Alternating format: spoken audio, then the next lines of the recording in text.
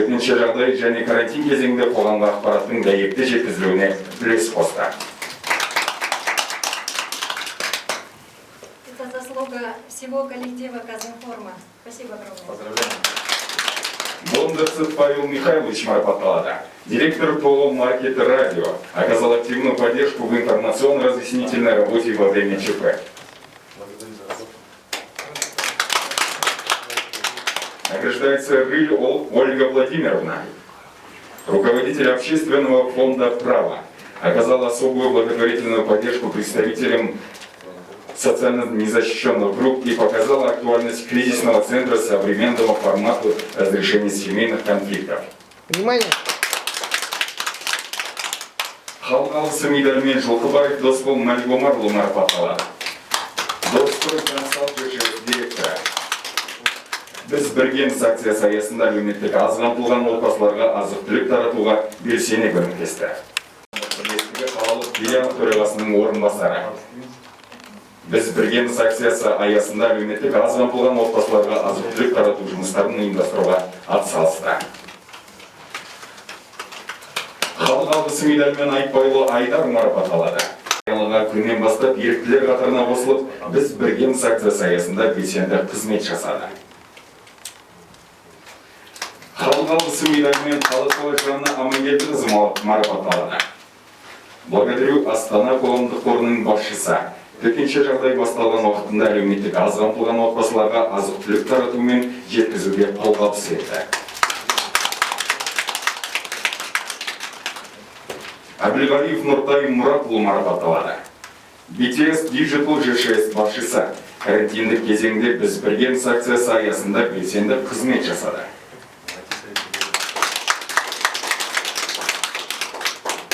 Насибулина Динара Сергеевна марапатталады. Истоки добра қоғамдық қорында жоба жетекшісі ерікті. Пандемия жарияланған күннен бастап азаматтардың денсаулығы мен әл-ауқатын сақтауға атсалысты.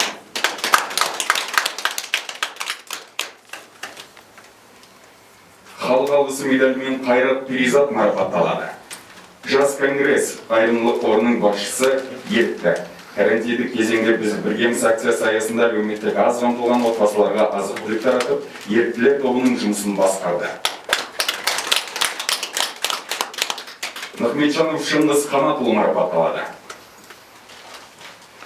Тауарлардың және қызметтердің сапасын карантиндік кезеңде біз біргеміз акциясы аясында белсенді қызмет жасады.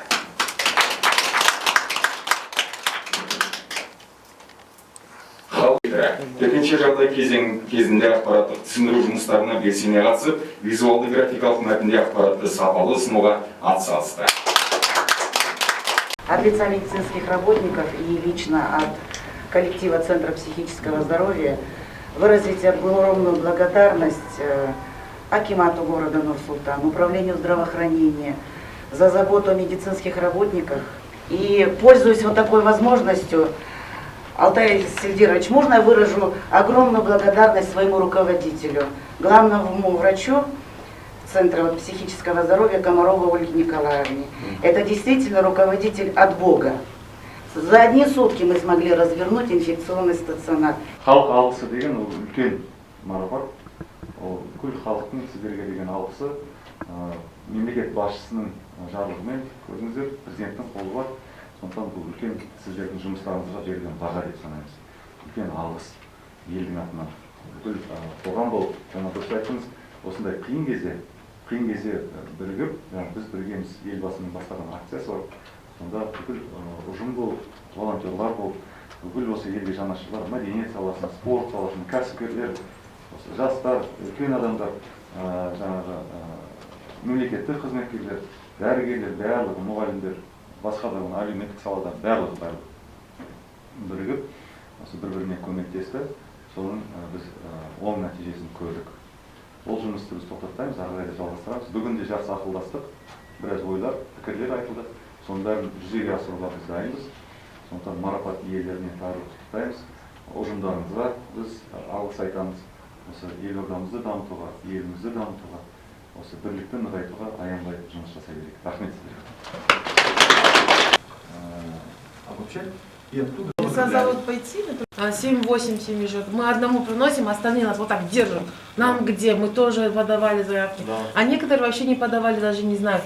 Мы могли бы тоже в этом платформе сделать нуждающихся фамилии, чтобы для акимата тоже был список. Ну, еще хотел добавить, что бизнес есть реальные примеры, которые даже по телевизору показывали, где люди многодетные. Приходило, мы сказали, хорошо, мы готовы сейчас, это разовое, надо, чтобы вы сами зарабатывали. Помогли мы помещением на свою могу. То есть и им выгодно, и им выгодно. Потом в одной части парикмахерства. Теперь как мы хотим расширять. Еще есть ИСТОМ возраст. На самом деле есть нуждающиеся, которые не могут работать. Это люди С большим количеством детей остались, они просто не в состоянии Да. работать. Физически не Ну, могут. и еще Не знаю, что делать. Единственное, вот мы когда тоже с ребятами обсуждали, как же помочь, потому что мы не просто... То есть школьники-то они сами по себе не могут ходить, да, но у нее, допустим, трое уже в школу. Вот какие-то есть дворовые клубы, где они занимаются карате, шахматом и так далее. Но на этой же базе... это помещение работает, эта организация где-то до конца рабочего. И дальше своим делом, а потом забирать детей. Это тоже мы делаем. Самая вот проблема пробок откуда? Знаете? Вот когда внеурочное время, посмотрите, летом меньше. Сезон идет, тоже хотелось бы услышать. Уже сегодня мы очень много предложений получалось. Да, конечно, отличная площадка. Сколько проектов? Мы несколько проектов назову. Безопасный. Ограниченными возможностями адресную раздачу. Где-то около 6 тысяч обедов уже раздали. Ну, немножко у нас сложность с автоволонтерами. Вот. То есть, ну, понятно, люди... С транспортом, да? Да, за свой счет поможем. ездят, тратят Мы время. поможем. Поэтому мы готовы расширить и количество разводить обедов больше, готовить больше, готовы. Но Вы с поможете. волонтерами очень тяжело. Мы организуем. бала болса да ажыраспаған, балаларды жақсы киіндіріп, өзіміз де сондай отбасынан шықтық қой. Ескі болса да әйтеуір жамап, жұтап, сөйтіп шыққан отбасылар болса, біз көмектесуге дайынбыз. Одан кейін осы елордамызға осы жыл сайын өткізетін алғыс айту күні бар ғой.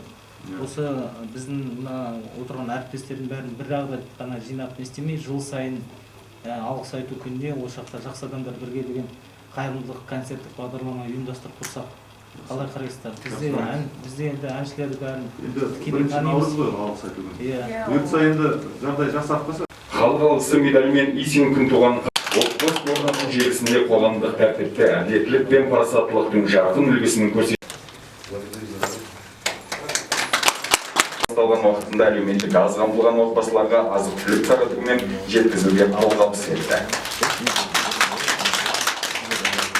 Насибуллина Дина Артуға атсалысты.